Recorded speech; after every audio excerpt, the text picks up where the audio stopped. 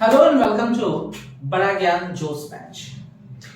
आज जो हम क्लास करेंगे वो हम सिविक्स का क्लास करेंगे और इस चैनल पे बहुत सारे वीडियोस ऑलरेडी अपलोड हो चुके हैं क्लास 10th के। तो जो भी वो बच्चे जो कि क्लास 10th की पढ़ाई कर रहे हैं, चाहे वो किसी भी सब्जेक्ट के किसी भी चैप्टर में प्रॉब्लम हो, चाहे वो मैथ हो, चाहे वो साइंस हो, चाहे वो हिंदी हो, चाहे वो इंग्लिश हो, आपको इस चैनल पे वीडियोस अवेलेबल है। चैनल का नाम बड़ा ज्ञान क्लासेस, जिसपे आप या तो जानबूझ के या अगर आप अनजाने से भी आ गए हैं, अगर आप अनजाने से आ गए हैं इस चैनल पे, तो अभी के अभी आप सब्सक्राइब कर लें, क्योंकि ये क्लास आपके लिए बहुत ज्यादा फायदेमंद होने वाला है। आपके लिए, आपके दोस्तों के लिए, आपके जान पहचान में जो भी वो स्टूडेंट जो कि क्लास 10th की पढ़ाई करते हैं, अभी कर रहे हैं या आने वाले समय में, यानी वो 9th में क्लास 10th में जाने वाले हैं इसी साल, तो उन सभी लोगों के लिए ये चैनल एक रामबाण की तरह काम करेगा। क्योंकि इस चैनल पे आपको बहुत ही सिस्टमैटिक तरीके से जीरो से हीरो बनाने की प्रक्रिया चलेगी, एंड दैट इज कॉल्ड बड़ा ज्ञान क्लास। शायद इसीलिए इसका नाम रखने वालों ने बड़ा सोच के रखा कि हमारे ज्ञान को जो बड़ा करने का कार्य करे, दिस इज कॉल्ड द बड़ा ज्ञान classes. So thank you so much for coming on this channel.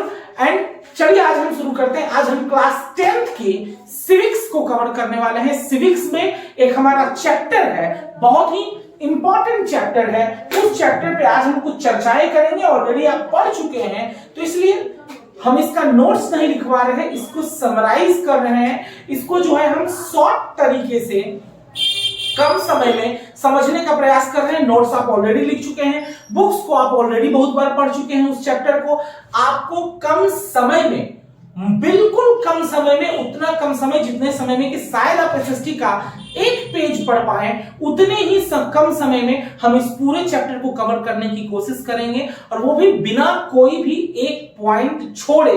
तो डेफिनेटली ये वीडियो आपके लिए काफी इंटरेस्टिंग होने वाली है। अच्छा, और ये वीडियो उन लोगों के लिए भी फायदेमंद है जिनकी इंग्लिश बहुत अच्छी है या नहीं भी है, क्योंकि मैं ज्यादातर अभी कोशिश कर रहा हूं हिंदी में बनाऊं, ताकि वैसे स्टूडेंट जिनकी इंग्लिश बहुत अच्छी नहीं है उनका भी काम चल जाए। तो बहुत इंटरेस्टिंग वीडियो है। So just you will have to do one thing, that watch this video till the end. ठीक है बबुआ?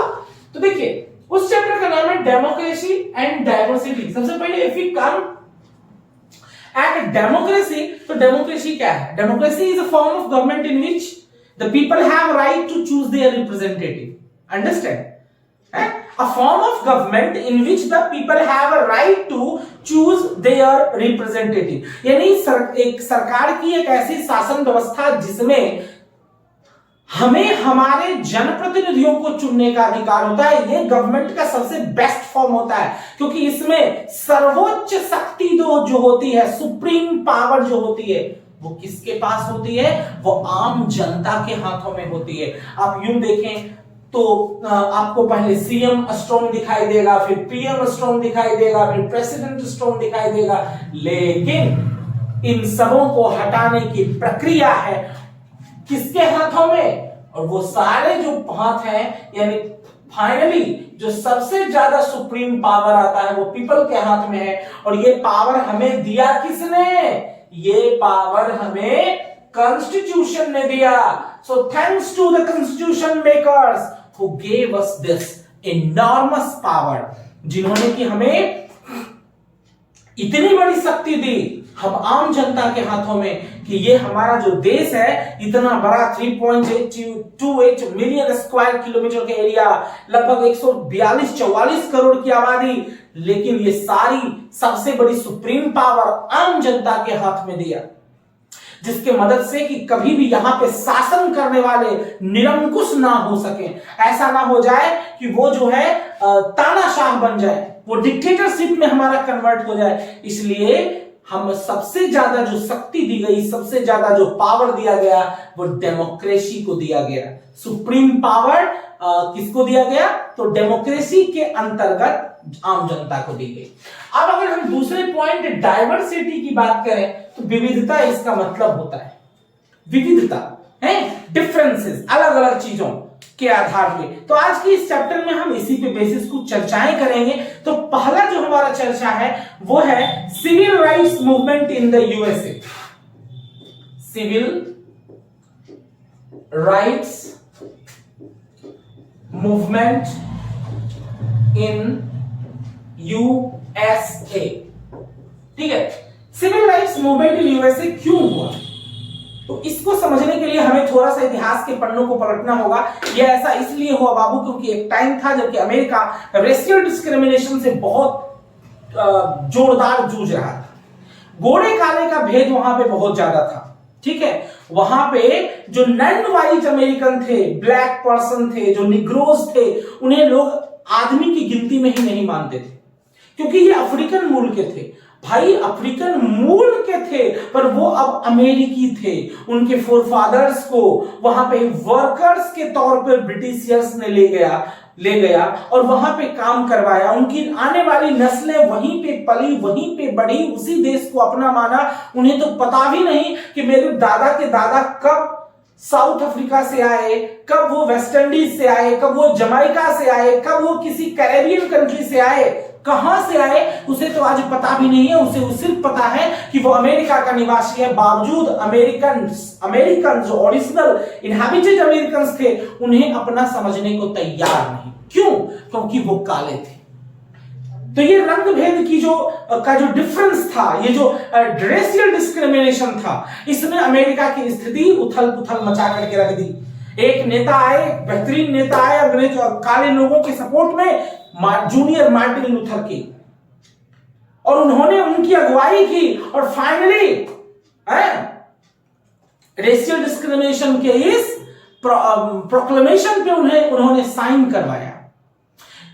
और उन्हीं से संबंधित एक चैप्टर भी है जिनके भाषण से लिया गया, जो आप शायद 12th में पढ़ेंगे, आई हैव अ ड्रीम, जिसमें कि वो लिखते हैं कि I have a dream that one day will come in the life of the black people, या in the life of America, that the white and the black people will go together, they walk together, they will be a great friend, they will eat together, and there will not be any differences on the grounds of the color, caste, creed, and we all will work for the development and the welfare of America. इन्होंने ऐसा लिखा है I have a dream के अंतर्गत। कौन? Junior Martin Luther king. Junior आप आगे भी लगा सकते हैं, पीछे भी लगा सकते हैं। ठीक है, और ये जो पीरियड था 1954 टू 1968, यही वो दौर था जबकि अमेरिका में जो सिविल राइट्स की मूवमेंट होती है कि भैया हम भी अमेरिका के निवासी हैं, हमारे साथ ऐसा दुर्व्यवहार ना करो। है? आप भी जानते हैं कि हम लोगों को, आप लोगों को भी क्या है, बहुत सारे फंडामेंटल राइट्स हैं। ये अधिकार हमें दिया कौन? right to freedom, right to live, right to speech, right to make an organization, right to accept any religion, right to spread the awareness regarding our religion। ये सारे जो पावर्स हैं हमें, ये सारे जो राइट्स हैं हमें, ये सारे जो अधिकार हैं हमें, वो हमें कौन दिया है? हमारा कॉन्स्टिट्यूशन ने दिया है, हमारे देश का संविधान ने दिया है।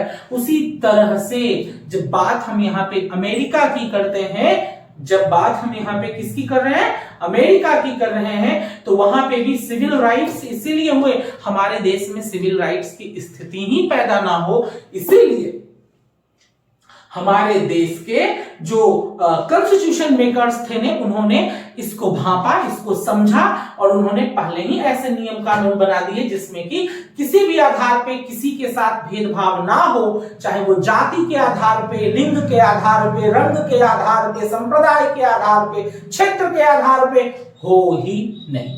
अंडरस्टैंड बाबू? अब आइए, अब यहाँ पे हम एक और पॉइंट की चर्चा करते हैं, अगले पॉइंट की तरफ आगे बढ़ते हैं, सोशल डिवीजन। ठीक है, सोशल डिवीजन। जनरली हम जैसे ही सोशल डिवीजन की बात करते हैं मतलब होता है सामाजिक भेद, है? सामाजिक भेद। अब ये सामाजिक भेद क्या है? आज भी हम देखते हैं कि हमारे समाज जो है टुकड़ों में थोड़ा सा बटा हुआ है कहीं ना कहीं। पर अगर हम यही अभी से अगर 50 साल पहले के इतिहास के पन्नों को पलट कर देखते हैं तो हम पाते हैं कि हमारा भारतीय समाज जो है अलग अलग नामों पे बटा हुआ था, जाति के आधार पे बटा हुआ था, भाषा के आधार पे बटा हुआ था, राजाओं के आधार पे बटा हुआ था। उस समय जो है अलग अलग चीजें हुआ करती थी, लोग अलग थे, कोई एक झंडे के नीचे नहीं था। इसलिए after the freedom after the first 15th August 1947 our India faced many problems because that time we were divided into the more than 600 parts. क्यों? क्योंकि हमारे समाज में जो है वो भेदभाव था, लोग एक दूसरे से अलग थे। और आज भी हम देखते हैं तो कहीं ना कहीं रिलीजन और कास्ट के नाम पे हम बटे हुए हैं, क्षेत्र के नाम पे हम बटे हुए हैं। हम बिहारी हैं, वो पंजाबी है, वो यूपी वाला है, तो वो मराठी है, वो साउथ का है, इस नाम पे आज भी हम फाइट करते हैं।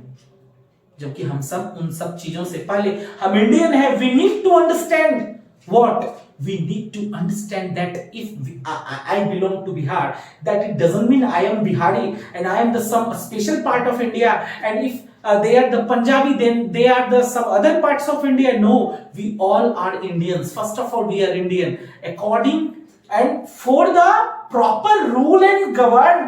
We are divided. We are divided into a small parts of our country, but it doesn't mean that we are Pakistani and they are Afghanistani. No, but we need to understand that if we go back, that we were divided into the casteism, but it doesn't mean that if I belong to the Brahman caste and if some other belongs to the other caste, then I am superior and they are not superior. No, because if we go back before the thousand years, then that we can find out that that time these were divided according to the work. Understand? According to the work. But nowadays it is based on the birth. If I born in a family of Brahman, then I am Brahman.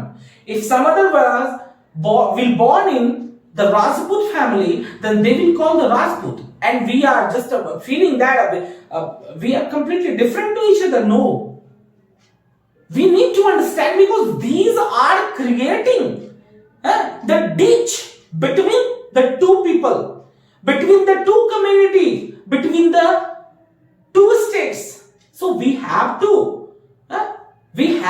just why it was this kind of walls which is affecting our development, जो हमारे development को affect कर रहा है, हमें इसको रोकना पड़ेगा, because this kind of the social differences is not good for the development of our nation.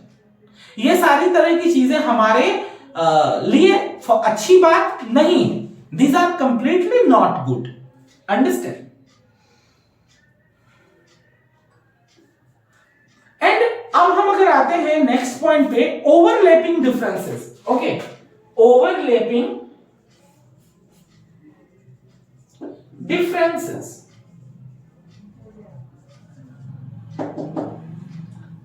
Overlapping differences mean what? Actually, when a social group or when some person just across the limitation of his or its own, then it comes together with the overlapping differences. Okay, social divisions take place when some social differences overlap with other differences. Then this is called the overlapping differences. And there is also some other thing that is called the cross-cutting differences. If social differences cross-cut one another, it is difficult to put one group of people against other. मतलब अब एक ऐसा ही सामाजिक group है जिसमें कि कोई एक है तो दूसरा हो ही नहीं सकता है, कोई एक ग्रुप है तो दूसरा उसमें नहीं जा सकता है, ये क्रॉस कटिंग हो गया। भैया हम जो है कोई एक ऐसा, मान लीजिए कि आप बहुत बार सुने होंगे क्षत्रिय समाज संघ है, तेली समाज संघ, अहीर समाज संघ, या इस तरह के जो